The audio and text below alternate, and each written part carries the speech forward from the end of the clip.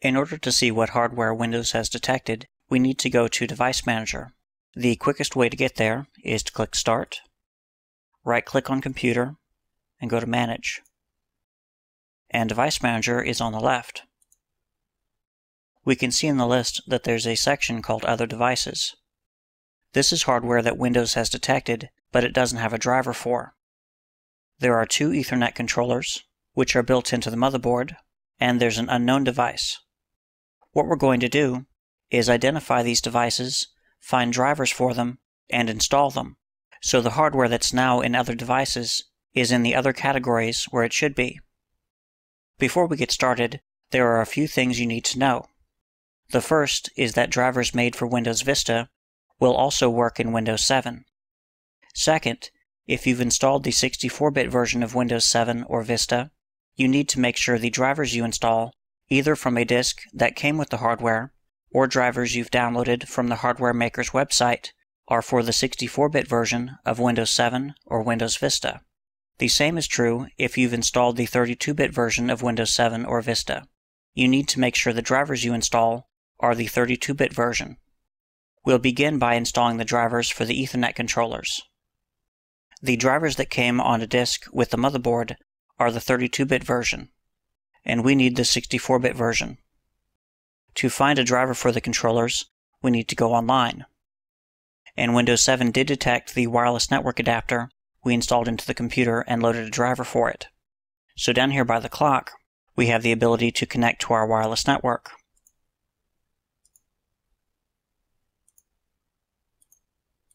I'll type in the security key.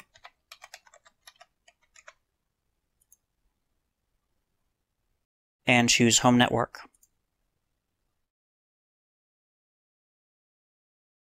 The first time you connect to a network with Windows 7, it'll ask you if you want to set up a home group. Home groups make it very easy to share files between your computers running Windows 7. However, you can't connect to a home group from your computers running Windows XP or Vista. I'll cancel the creation of a home group and go to Internet Explorer. The motherboard maker is Asus, and the quickest way to get to the drivers on Asus is to go to support.asus.com. I'll click Download Product Drivers. Choose Motherboard, 1366, and P6T Deluxe. I'll choose Windows 7 64-bit. And the Ethernet controller drivers will be under LAN, short for Local Area Network. And it looks like there's two options, one for a Realtek driver and the other for a Marvel Yukon driver. Now I'm not sure which one I need. And what I could do is download both, install them, and see which one works. But there is a better way to identify the actual hardware. And there's a website I can go to help me search. It's called PCIdatabase.com. You can do a search by vendor or device. And to get the information to search for, I'll go back to Device Manager, right-click on one of the devices, go to Properties, and Details. I'll make sure it's on Hardware IDs. And what I'm looking for is the 4 digits after VEN, short for vendor, which here is 11AB, and the 4 digits after DEV, short for device, which here is 4364. I'll go back to PCIdatabase.com and do a search for the vendor, 11AB, and it's a Marvel device. So back on Asus, I know that the device on the motherboard is the Marvel Yukon. I'll click to download, type in the CAPTCHA to prove I'm a human, and save that to the desktop. And while I'm here, I can look for other drivers we may need. Now, the other drivers that Windows detected are installed and working, because the computer is working. But on some of the devices, it's best to go to the maker's website and get the latest version. The display adapters is a good example. We'll go and find a driver on ATI.com in a little bit. The chipset drivers for the motherboard is another thing, and the drivers and devices are located in various sections on this list. If we go back to ASUS, we can see chipset. And there's two options here as well, and in this case it's a older and a newer version. And we'll go ahead and get the newest version of the chipset drivers and save it to the desktop as well. And that should be all we need from the ASUS website. It looks like the Ethernet controller driver is finished downloading. I'll extract it out to a folder on the desktop.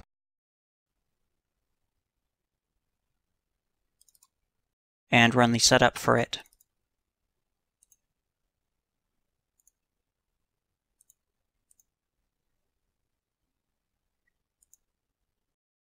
And if we go back to Device Manager, the Other Devices category is now gone, and under Network Adapters, we have our two Marvel Yukon Ethernet controllers. Now, while we wait for the chipset drivers to download, I'm going to download the latest drivers for the video card at www.ati.com. If you have an NVIDIA video card, go to www.nvidia.com to get the latest driver. Over here on the right, I'll choose Graphics, Windows 7 64-bit, Radeon, and it's a HD 4850.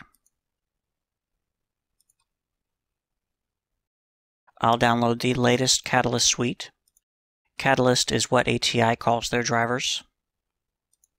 And I'll save it to the desktop. And while that's downloading, another device I'd like to get an updated driver from the manufacturer is the sound card. Right now, Windows 7 is just using a generic high-definition audio device driver. To get the driver for the X-Fi sound card, I will go to creative.com, support, Sound Blaster, and it is a X-Fi Titanium. Scroll down, and I'll download the latest driver.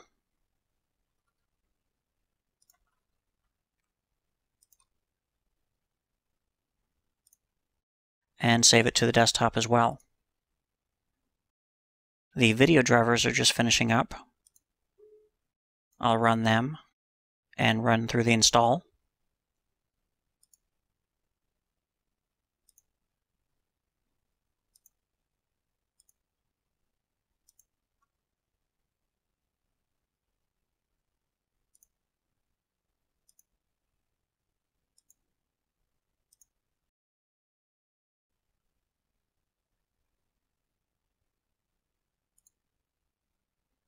The video card drivers are installed. Next, we'll install the sound card drivers. And I'll just run through the installation. It's asking us to restart the computer. I'm going to tell it no for now. Now, if we go look in Device Manager, under Sound, Video, and Game Controllers, we now have a Creative Sound Blaster X-Fi sound card listed. And the chipset drivers have finished downloading. So I'll right-click and extract them and run the setup. And I'll just skip through this quickly.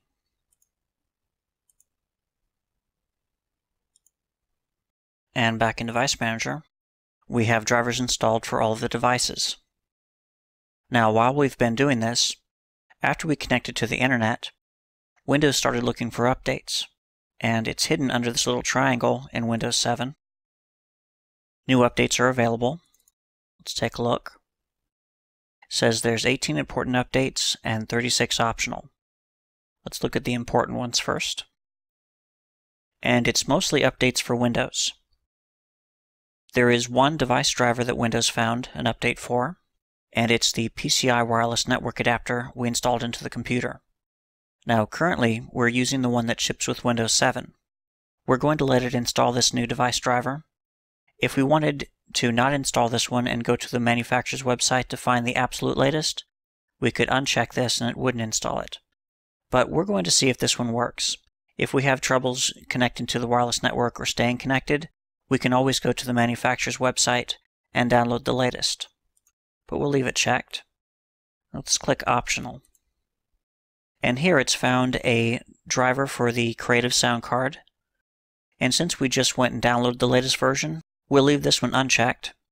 But it also found a driver for the printer I have connected to this computer. I'll check that one. And the rest of the optional updates are language packs. We'll leave all those unchecked. We'll click OK and let it install the updates. While it's doing that, I'd like to go over identifying hardware in a little bit more detail. Now on this computer, Windows did a pretty good job of finding and installing drivers for most of the hardware. But as newer hardware comes on the market, you'll start seeing more and more devices showing up in an Other Devices category that Windows can't identify or doesn't have a driver for. Now let's take this video card as an example. Now we know what the video card is, and chances are you will know what the video card you install into your computer is. But if you do have a piece of hardware that shows up in Other Devices and you just can't figure out what it is, just as we did with the Ethernet controller drivers, you can right-click on any device, go to Properties, Details, change it to Hardware IDs, and almost all devices will have a VEN, short for vendor, and a DEV, short for device, 4-digit identifier. Now let's take this one. We'll look for the device number. It's 9442.